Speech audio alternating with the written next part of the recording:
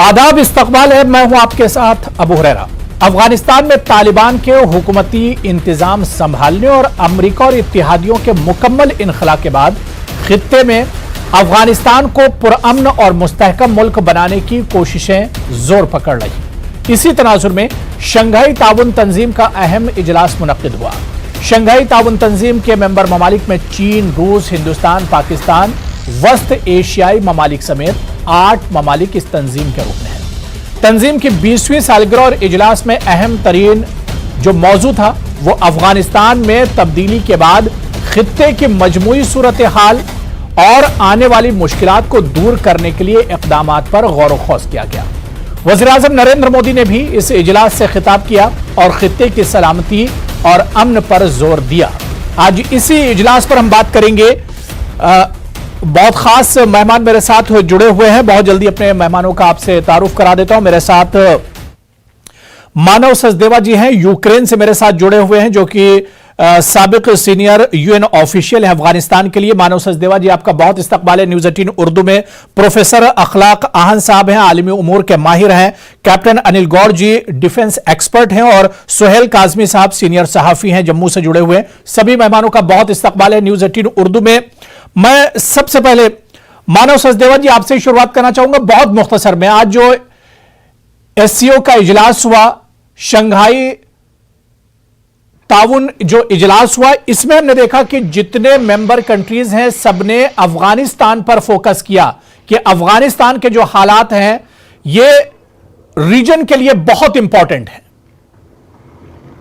जी, ऐसा है कि पहले तो आप देखें कि एससीओ का जो इजाद हुआ वो जून 2001 में, और मतलब उसकी जस्ट सितंबर 11 से 3 माह पहले, और उसका जो मेन फोकस रहा है, जो हदफ बना था इस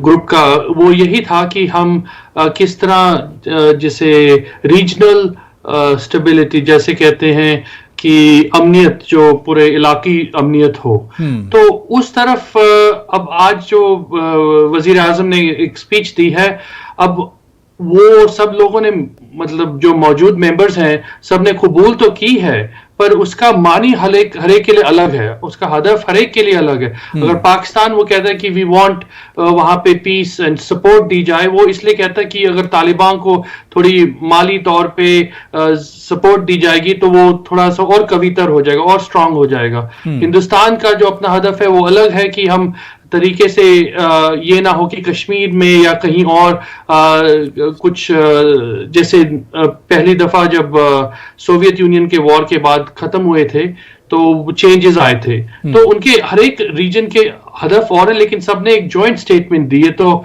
आप इसमें से ये नहीं कह सकते कि they are on the same page, अभी नहीं है, पर ये कह सकते हैं कि हर एक का अपना अपना इंटरेस्ट है ताकि वो कि जो भी अफगानिस्तान में होगा वो स्पिल ओवर ना हो। ईरान का भी अपना इंटरेस्ट है, वो एक खैर ऑब्जर्वर स्टेट है सीएसओ में, लेकिन आप मतलब ये मान के चलें कि अभी it is just words being said, अभी सिर्फ अल्फाज कहे गए हैं, अभी इसका मानी अभी क्लियर नहीं हो पा रहा कि, और ये तो बात सही है कि जैसे रूस ने भी कह दिया कि अब लोग पाकिस्तान की बात को थोड़ा बहुत सुन रहे हैं कि हमें तालिबान के तवस्सुत काम करना ही पड़ेगा। तो ये थोड़ी मुश्किल आ रही है कि लोग अभी क्रिटिसाइज करने को तैयार नहीं है। बिल्कुल। तो मैं कैप्टन अनिल गौर जी आपके पास आना चाहूंगा। कैप्टन अनिल गौर जी, क्योंकि इससे पहले भी डिबेट में हमने इसी बात पर चर्चा की थी कि अगर अफगानिस्तान के हालात बेहतर होते हैं, बेहतरी की तरफ जाते हैं, तो ये पूरे रीजन के लिए, पूरे खित्ते के लिए बहुत अहम हो जाता है। लेकिन अगर अफगानिस्तान के हालात तालिबान से नहीं सुधरते, नहीं संभलते, तो फिर आने वाले दिनों में मुश्किल होगी।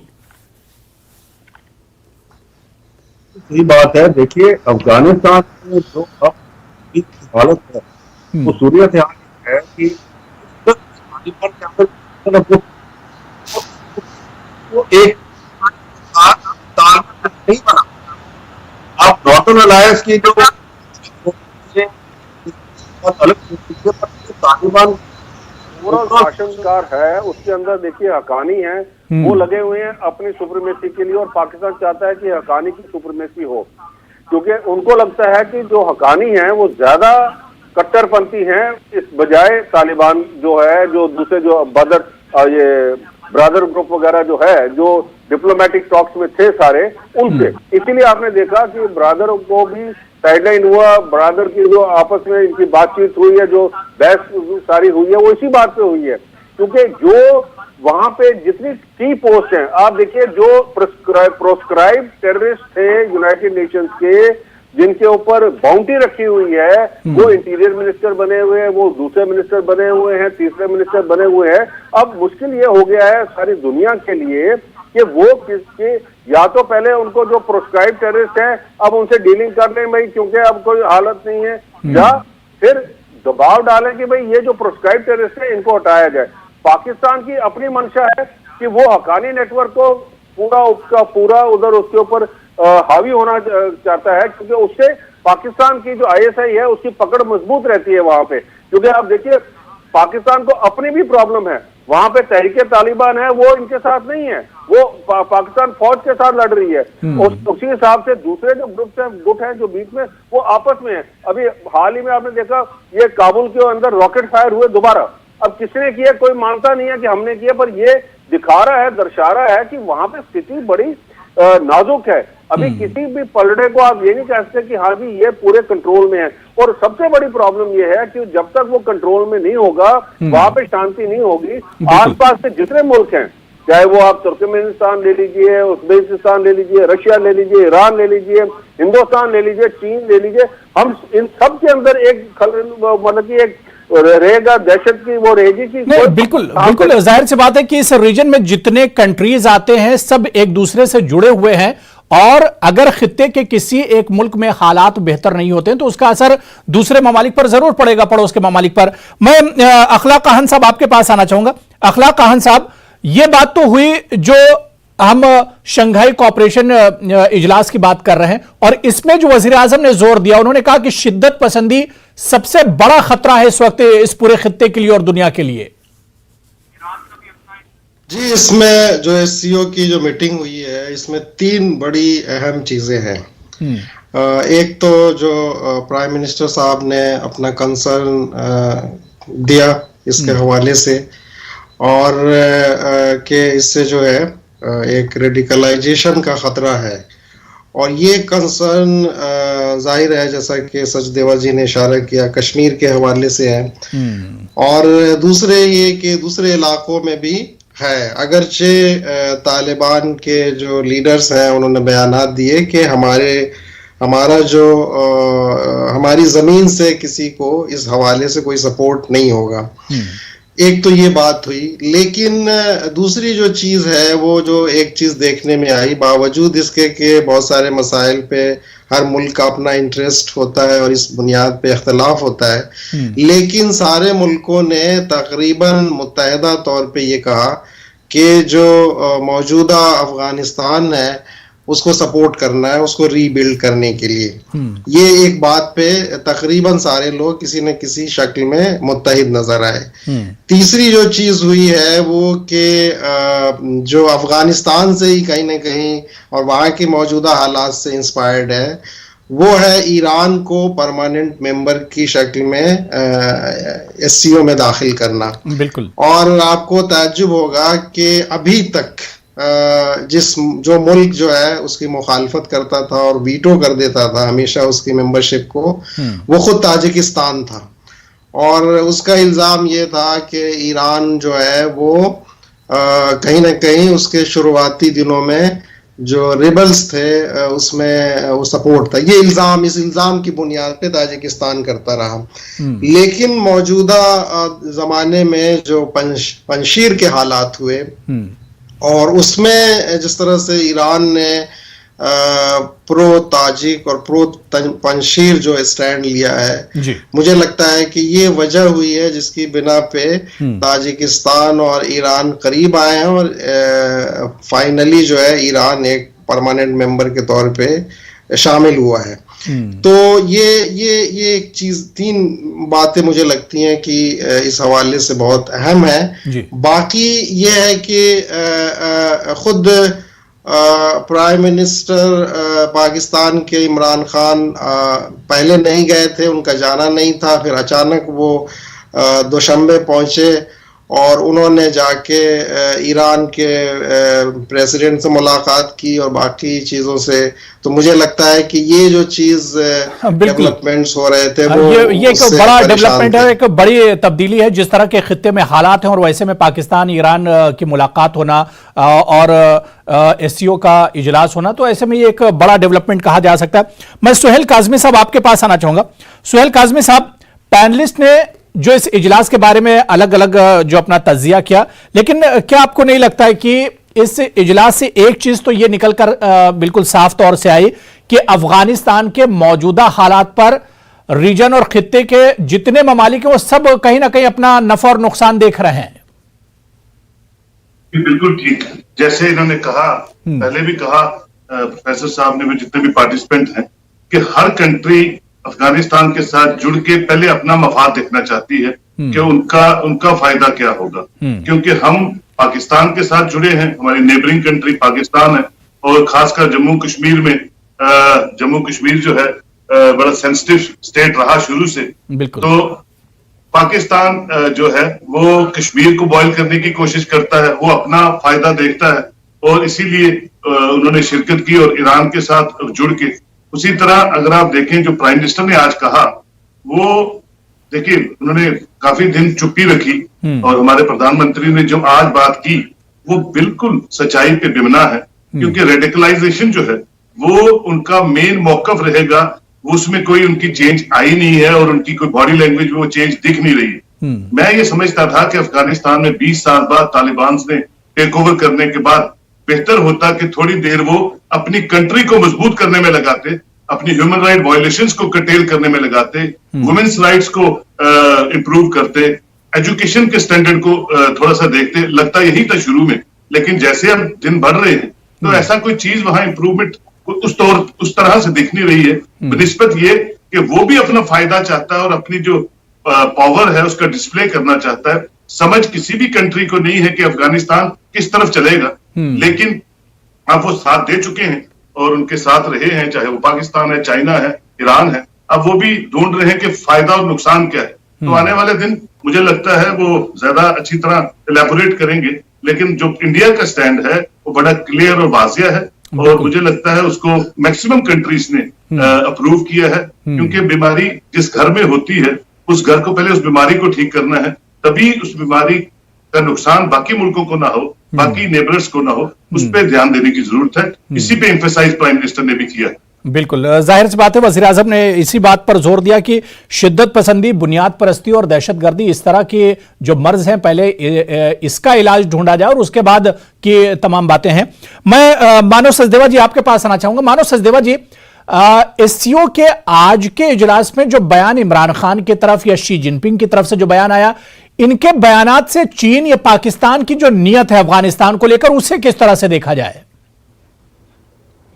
देखिए, एक तो बात बिल्कुल क्लियर है कि पाकिस्तान और ईरान, पाकिस्तान और चीन वो तो अब कई माह पहले से एक तरीके से तालिबान से एक करारदाद कर चुके थे कि हम आपको सपोर्ट देंगे, आप अगर दाखिल हुकूमत होंगे या आपकी ही हुकूमत होगी, हम आपको, जैसे चीन ने कह दिया इक्तिसादी और माली तौर पे हम आपको सपोर्ट देंगे, और पाकिस्तान ने तो हर तरीके से उनका नैरेटिव कंट्रोल किया है। जैसे अगर आप दुनिया में देखें, इमरान खान का एक ही हदफ है इस वक्त कि उनको बताएं कि आप इन पे सैंक्शंस मत करें, आप इनको रिकग्निशन अवॉइड ना करें, आप इन पे प्रेशर ना पाएं, प्रेशर 20 साल से काम नहीं किए, आप इन्हें अमनियत और सुलह के नाम पे आप इन्हें सपोर्ट दें, आप इनको पैसे भेजें, आप इनको ह्यूमैनिटेरियन क्राइसिस अवॉइड करें। तो उनका एक शुरू से ही एक स्कीम बन चुकी थी कि हाउ डू वी क्रिएट मतलब स्ट्रेंथ फॉर दिस रेजिम। तो उसमें ये मसाइल ये है कि अब आप आगे देखेंगे तो मैं अब एक हिदायत या एक एडवाइस अपनी हुकूमत हिंद को भी देना चाहूंगा कि अपने जैसे अगर अफगानान को एक काफी देर तक इंफ्रास्ट्रक्चर सपोर्ट तो हमने बहुत दी, $3 बिलियन की दी है in terms of building the parliament, Salma दाम, बहुत चीजें की हैं वहां से, हमने सब पूरे मुलाकात में देखा है कहाँ की है। लेकिन I feel in this moment we are, मतलब जो अफगान हैं जिनको वीजा की जरूरत है इस वक्त, एक इमरजेंसी वीजा ऑन, तो मतलब एक अनाउंसमेंट कर दी गई है, पर अभी तक मेरे जितने भी स्टाफ हैं, जितने भी लोग हैं वो अप्लाई कर रहे हैं, उन्हें नहीं मिल रहा। तो I think people to people हमें नहीं भूलना चाहिए, वहां से हमारी स्ट्रेंथ बनती है इंडिया एंड अफगानिस्तान की, जो विच वाज मतलब बेसिस फॉर इट। और रही बात एससीओ की, आप थोड़ा सा ये ख्याल रखें कि SCO is a Russia plus organisation, मतलब रूस जमा ये सेंट्रल एशिया। जो अगर हम आके कह दें कि हाँ इनसे हम, जैसे वजीर आजम ने कहा, इनसे हम इस्लाम सीखें, नहीं साहब, अब हमारा जो साउथ एशिया का, सेंट्रल एशिया का इस्लाम है वो अलग है सेंट्रल एशिया से, और इनसे इनका तो एक मतलब फरहंगी तौर पे, कल्चरली तौर पे मतलब है। तो आप उस, आई एम स्लाइटली मतलब disagreeing with the prime minister कि आप उस लेवल पे ना करें। ठीक है, you can speak about extremism, दहशतगर्दी, पर आप उसको इक्वेट ना करें। अब वो इक्वेशन हमारे मतलब मुल्क में सही नहीं बैठेगी। तो जस्ट इतना मैं कहना चाहता था। बिल्कुल, यानी जाहिर सी बात है, और हिंदुस्तान इससे पहले भी अफगानिस्तान के लिए बहुत कुछ करता रहा है। पिछले 20 सालों में हिंदुस्तान के ताल्लुकात बहुत अच्छे अफगानिस्तान से रहे हैं, लेकिन ऐसे में जब अब वहां पर लीडरशिप बदली है, वहां पर सरकार बदली, तो हिंदुस्तान को भी तशवीशमंद होना, फिक्रमंद होना एक तरह से लाजमी है। मैं कैप्टन अनिल गौड़ जी आपके पास आना चाहूंगा। सर, क्या आपको नहीं लगता है कि एक चेन बनी हुई, जिस तरह से पीएम मोदी ने कहा कि इन स्टेबिलिटी अगर होगी तो उससे हालात बिगड़ते ही चले जाएंगे, सबसे पहले इसी पर एक तरह से फोकस करना होगा पूरे रीजन को, जितने भी कंट्रीज हैं? अब जी बात बिल्कुल सही कही।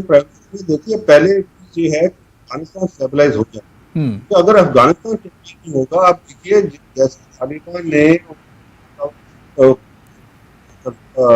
जो उधर उसके ऊपर हुकूमत के उन्होंने ली, तो किस हिसाब से ईरान की तरफ, उज़्बेकिस्तान, तुर्कमेनिस्तान की तरफ और इवन भारत की तरफ जो है रिफ्यूजी आने शुरू हो गए। जब एयरपोर्ट बंद हुआ तो लोग ईरान की तरफ पैदल निकल गए। तो ये चीज जो है, सबसे बड़ी प्रॉब्लम ये है, क्योंकि अब इनके अंदर देखिए जो रिफ्यूजी है उसके अंदर शनाख्त करना कि ये रिफ्यूजी कौन सा है, क्या है, ये बड़ा मुश्किल है। आपने देखा पीछे जब सीरिया के उधर से भी जब जो रिफ्यूजी थे, जब ये यूरोपियन कंट्रीज ने लिए, अब उनके बीच में थे जो उधर के जो आईएसआईएस के मेंबर थे, और अब क्या हाल हो रहा है उन कंट्रीज के अंदर।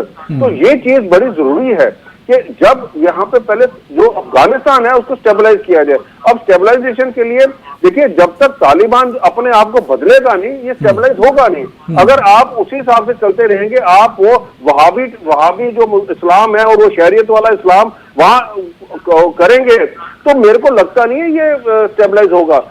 हमारे जैसे जो प्राइम मिनिस्टर ने कहा, बिल्कुल सही कहा, और मैं यहाँ पे मानव जी से मैं मानता, हमारा जो एशियन जो इस्लाम है वो दूसरे तरीके का है, वो इस तरीके का नहीं है।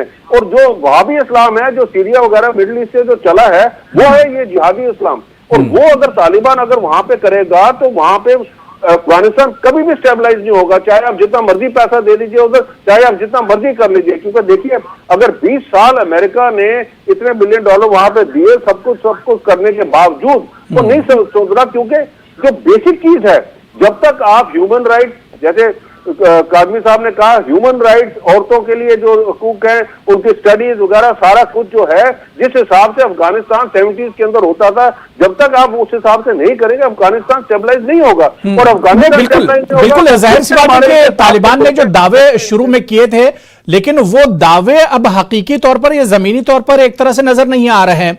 चाहे वो खवातीन की हम बात कर लें, चाहे वो लड़कियों की तालीम की बात कर लें, बहुत से ऐसे इश्यूज हैं। तो इस पर भी एक तरह से तालिबान को खरा उतरना होगा। मैं प्रोफेसर अखलाक खान जी आपके पास आना चाहूंगा।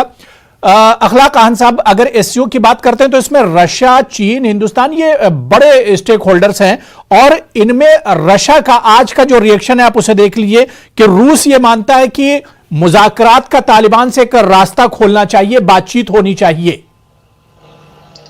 जी, ये बिल्कुल सही है, और मुझे लगता है कि जो बातें मजहब के हवाले से आ रही हैं, इस्लाम या मॉडरेट इस्लाम और वहाँ भी ऐसा कुछ है नहीं। जो इस्लाम हमारे मुल्क का है, सब कॉन्टिनेंट का है, वही अफगानिस्तान का है।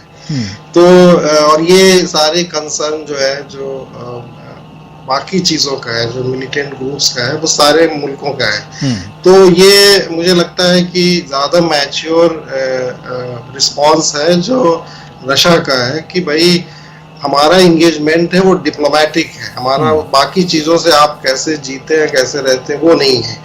तो ये सही है कि वो डिप्लोमेटिक लेवल पे इंगेज करने की बात कर रहे हैं और उनसे एश्योरेंस ले रहे हैं कि भाई आप की मदाखलत जो है या आपका जो भी आइडियोलॉजिकल इश्यूज हैं वो हमारे यहाँ नहीं आने चाहिए। बाकी तिजारत करना है, डिप्लोमेसी करनी है और ये रिलेशंस बनाने हैं या जो है उसके रीबिल्ड करने में इन्वेस्टमेंट करना है, तो ये सारी चीजें वो उस लेवल पे काम करना चाहिए। और उज़्बेकिस्तान का भी मैंने देखा कि पहले उज़्बेकिस्तान बड़ा कंसर्न था, उसने अपने बॉर्डर सील कर दिए थे और उसके प्रेसिडेंट ने आज डिमांड किया खुद यूएस से कि इसके जो पैसे फ्रीज किए गए हैं वो वापस किए जाए, बहाल किया जाए। तो ये और खुद यूएनओ में देखा गया, तो ये चीज अच्छी है और तभी ये मुझे लगता है कि उनको डेवलपमेंट के कामों में इंगेज करने और